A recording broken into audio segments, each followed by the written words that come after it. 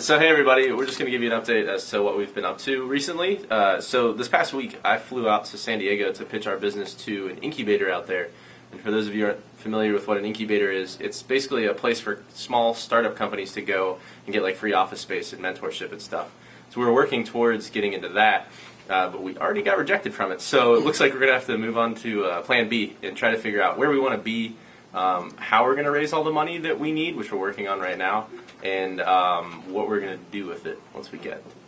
One of the things we were talking about was possibly going to this program that they have at IGN called the Indie Open House, and it's actually a program that I was in before with this other project I was working on, Ethereal. And basically what it is that IGN has some extra office space in their San Francisco offices, and so they allow indie developers to come in and sort of use the office space. We're toying with the idea of, like, what if we don't get into an incubator before we graduate? And so one of the things we thought about was to maybe, like, get a house together.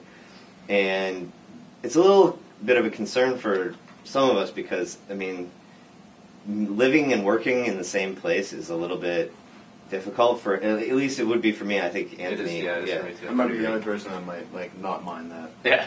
You know, weird artist. Maybe we'll just like, if we did something like that, I mean, probably a better part of the house, but like, just set a place to be the office. I think it might be able to work because as long as you, like, put a definite border on where living area is and where working area is. I mean, that's one of the tips for working at home is to, you know, be dressed up. Like, even though you're at home and stuff, you dress up and it gets you in the mindset to work. So, I mean, it's possible, and I think it would be a hell of a lot cheaper.